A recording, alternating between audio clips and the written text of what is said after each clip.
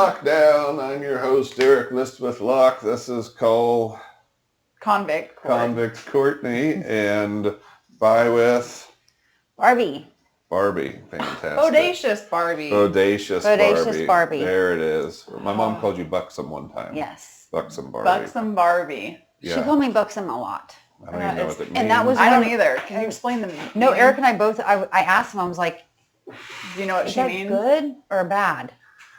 Yeah, well, everybody Google that. She was one of my favorite people on the planet. What was the name again? The word? Buxom. Buxom? Yes. I'm going to look it up. Don't you worry. I got you. Look it up and give us the Webster definition, would you? What did Kink say? Give us the Webster definition. Buxom, like B-U-X-U-M? I believe so. Is it B-U-X? I don't know. I don't use it in a regular texting or writing conversation. It's a misspelling of museum. Yeah. I don't think that was it. I think it's B-O-X. B-O-X-U-M? Buxom? A surname. It's a last name. I don't think your mother quite knew what she was meaning. No, she did. B-U-X-O-M. Yes. What does that mean? We looked this up years ago. Oh, B-U-X-O-M. It is a woman of healthy, plump, full-figured, and lard-boobied. I mean... Wow, your mom was so accurate and right. She knew what she was talking about. Well, I mean, that was 20 years ago, to be fair. Now she's gotten even more buxom since then. It generally implies a curvy, voluptuous, and amply proportioned physique. Wow. She thought highly of you, Miss Buxom. She was one of my favorite people. Okay, so we're going to start calling you that. On the planet. Buxom Barbie. Buxom Barbie. How did you, I've never even heard of that word. And I hadn't either until then. Yeah. Of course she has, the person who is. She didn't call her Barbie. She called her a buxom blonde. Yeah. Buxom blonde. That's what it was. Yep. Wow. Okay. Well, Buxom Barbie it is. There it is. We're just going to call her that. Thanks, Kink. I'm glad you guys got to have some English learning tutorials today. For that. Yeah. My mom had a nationally published essay that she wrote in high school. Really? Uh-huh. Yeah, we had a record of it. Was she really smart? I mean, not enough to have 10 kids, but yes, she's very smart. Woman, yes. Yeah. Yes. What, Court, how was your weekend? Tell me something fun. What'd you do? Or should we move on to Barbie? We can move on to her so I can think about what I did. Okay. Barbie, how was your weekend? She's going to get it going. I showed houses, played with my pond. It was played in it or with it? With it. In the pond. And mermaid ball. Hotter than shit. It is super hot. Oh my God, it was miserable. Oh, my air conditioner went out. So here's the problem. I will tell clients how to take care of their stuff, and then I don't take care of yours. To my own. Mm-hmm. So I let my filter get dirty, and it really wasn't bad. But it's like when you burn candles all the time, which everybody does, and if you just do it seasonally, like in the fall, when everybody's burning the pumpkin candles that are now at the store, by the way, you have to change your scooping them up soon. Yeah, you got to change your filter more often, and I did not, and it froze up my condenser. Oh no! So then I had to let it defrost, run the fan, and then it turned back on. But yeah, I mean the dachshunds thought that they were dying.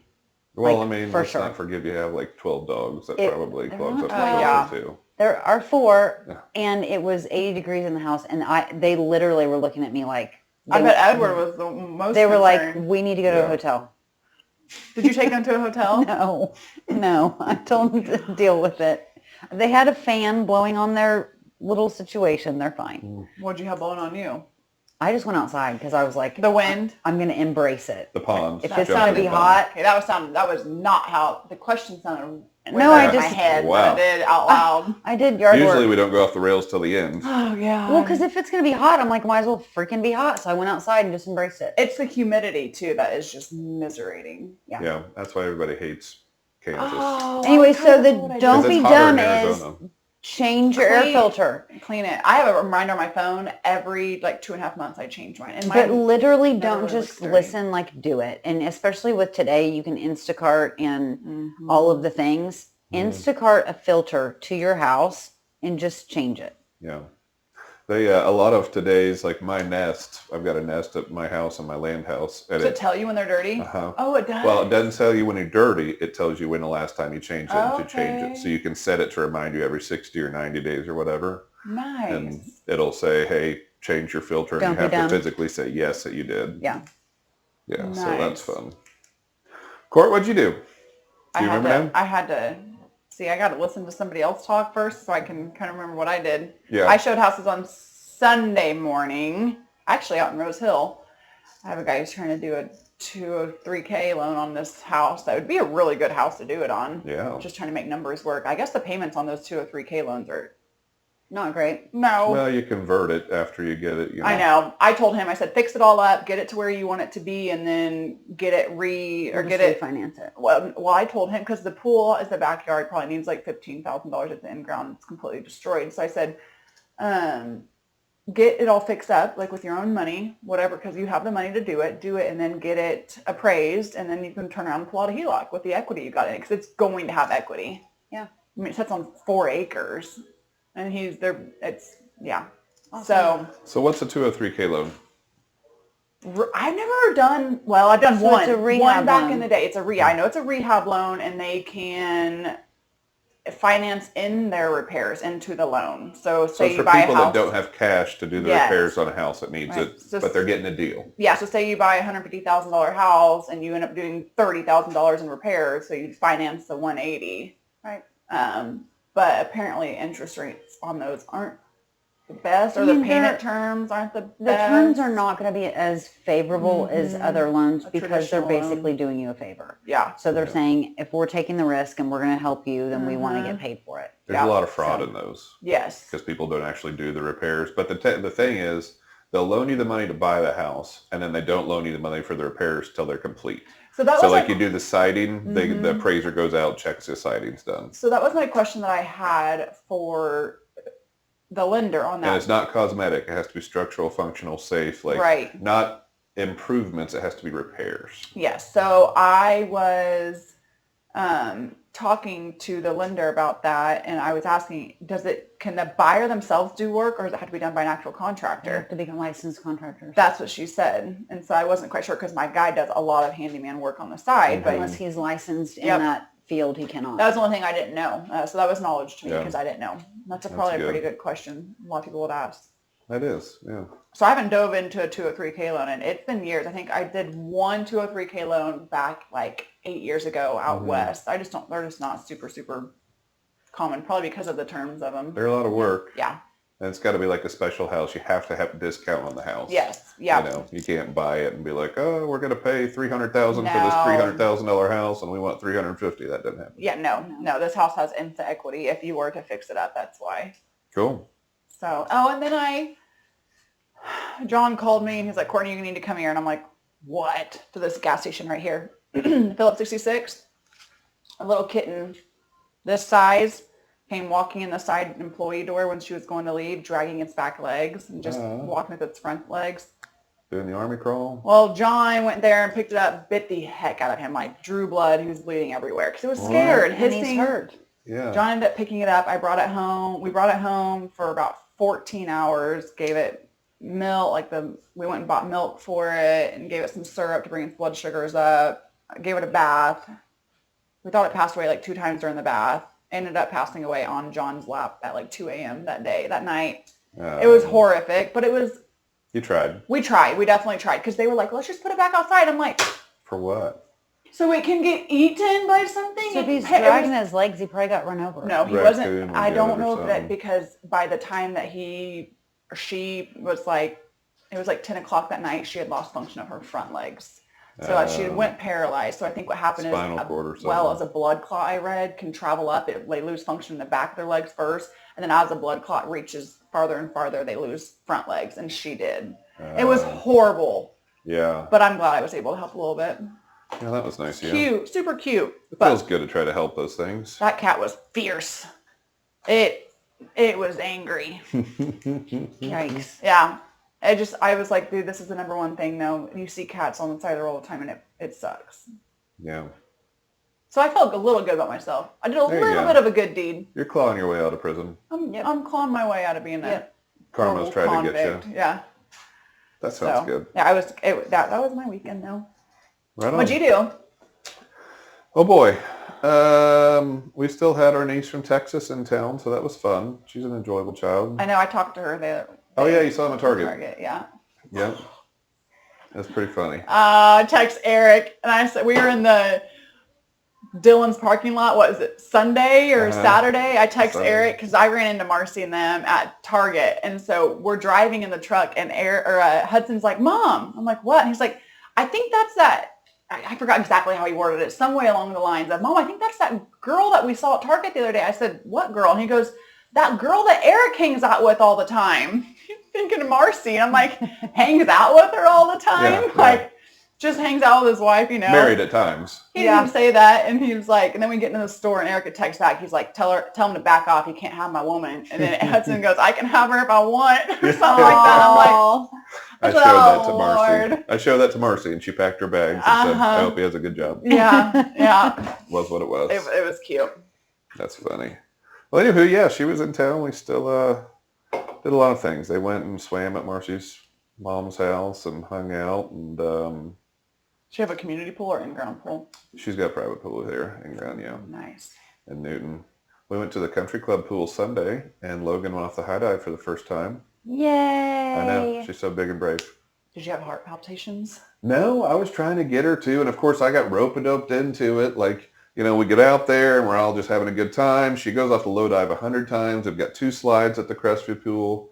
And she wears floaties, right? No. Oh, she doesn't. No, she's been going to swim classes since she was 3. She was like born. Oh, good. Yeah, okay. She's really good at swimming for that. That's good. So I didn't have any worries about that. I mean, obviously we still watch her, but yeah. So, Ella was going off the high dive and trying to talk her into it. She got up there one time and then was like, nope, turned back around, walked down. And so like when it was time to leave, I was like, okay, you can both go off 3 more things. Yeah. Like, that's it. And then we're leaving because there's 2 slides, low dive, high dive. And so, Logan went off the low dive 3 times. Ella went off the high dive 3 times. And we're like getting ready to leave. And Logan goes, I think I'm ready. I'm ready. Feeling brave. I'm going to try the high dive. And Ella, really good kid. She's like, I've got faith in you, Logan. You can do it. Aww. And she's like, if you do it, your dad will do it. And I'm like, what? How did I get drug into this? You right in. And mind you, to go off the low dive for Logan to start, I had to go off the low dive too. Whatever. And so she gets up there and she just walked up and like Ella went off the low dive. She goes 3, 2, 1, and she runs and Logan's just like, okay. And she just plunked off and then she swims up. She goes, Dad, that was awesome. You have to do it. And I'm like, yeah, maybe sometimes. She goes, no, now. Get up there. You do it and I'm going to do it again. I was like, okay. And I climbed my fat turd up there and I'm like, wow, I haven't been on a high dive in 20-something, probably over 20 years. Yeah. Like, I think it was grade school when I was on a high dive. Yikes. I was like, a little nervy up here for the fat kid going up here. But I did my part. I jumped off, and then she went like 10 more times. Like, okay, well, now we're really leaving. It takes kids one time to get over that fear, and then they do it, and they're like... Was Mars nervous at all? Well, she was like standing right by the diving board just to make sure. I mean, my kids swim so damn good. Like, she's a fish. I know, but it's just like how far down she goes and getting back to the top. I mean, and they've got lifeguards. It's a great pool. It's whatever, 12 foot deep. But no, we weren't. I mean, that's a deep pool. High dive. Smokes. Yeah. Oh, true. You probably have to have a certain depth for that. And they still say no diving, even though it's 12 feet.